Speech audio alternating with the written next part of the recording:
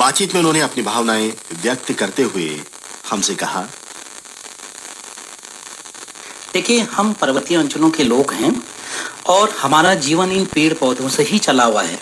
इसकी जिम्मेदारी हमको उठानी चाहिए, हमको इसका संरक्षण करना चाहिए। आप देख रहे हैं पूरी दुनिया इस पे चिंतित थी। जब पूरी दुनिया, यूरोपीय संघ जो है इस पे चिंतित था, तभी जाकर के तो वानिकी दिवस सामने आया। उस समय 1971 में लोगों को यह एहसास हो चुका था कि पूरी दुनिया में कहीं ना कहीं पेड़ पौधे कम हो रहे हैं, जंगलों की सीमाएं कम हो रही हैं। क्यों न कहीं इनको बचाया जाए। अगर ये चीजें बचाई नहीं गई, आने वाले समय में इसके विकट परिस्थितियां सामने आएंगे। और वो आज देखने को मिल रहा है, पूरी दुनिया चिंतित है इस ओर। हम तो सौभाग्य सम्मत हैं, हम तो पर्वतीय अंचलों के हैं। कहीं ना कहीं जो है कि गाय भैंसों के चारे के लिए अगर पौधा भी लगा रहे हैं, तो वो कहीं ना कहीं इस वातावरण में संतुलन बनाने के लिए हम पर्वतीय लोगों का योगदान रहता है।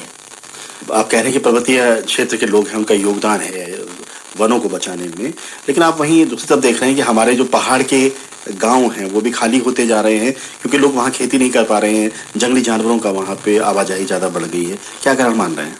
जहां तक जंगली जानवरों की बात आती है, हमने तो शासन सरकार को भी ये सुझाव दिया था कि देवभूमि उत्तराखंड के जो भी जंगल हैं, उन जंगलों को आप फलपट्टी के रूप में विकसित कर दीजिएगा। जब उत्तराखंड के जंगल फलपट्टी के रूप में विकसित हो जाएंगे, आम आदमी के लिए आर्थिक आमदनी रोजगार की तरह जुड़ जाएंगे, तो निश्चित तरीके से उन जंगलों का संरक्षण होगा।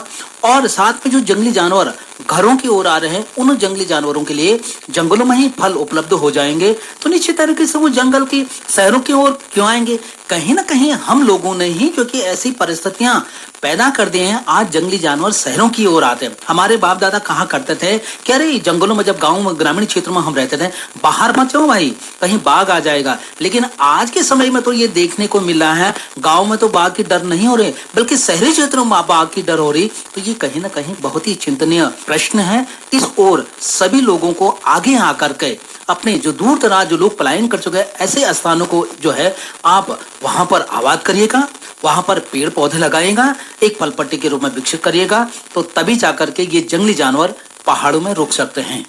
तो जैसे क्लाइमेट चेंज की बात हो रही है, ग्लोबल वार्मिंग की बात हो रही है, और ऐसे में जो वन है, क्या महत्व रखते हैं वन हमारे लिए? देखिए, वन है तब जीवन है, अगर वन नहीं होंगे तो जीवन नहीं है।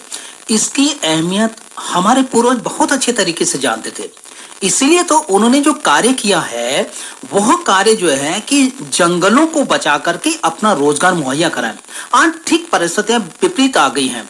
अगर लोग कहीं अपना मोहल्ला बसाना चाहते हैं, तो सबसे पहले जंगलों का विनाश कर रहा है, जंगलों को काट रहा है। अब हम अगर देहरादून की बात करते हैं, कहा जाता है कि यहाँ पर बासमती चावल हुआ करते थे, लीची का बगीचा हुआ करता, आम के बगीचा हुआ करता, लेकिन आज अगर हम नजर दौड़ाते हैं तो ये पूरा शहर जो कि कंक्रीटों की ईंट में तब्दील हो गया है।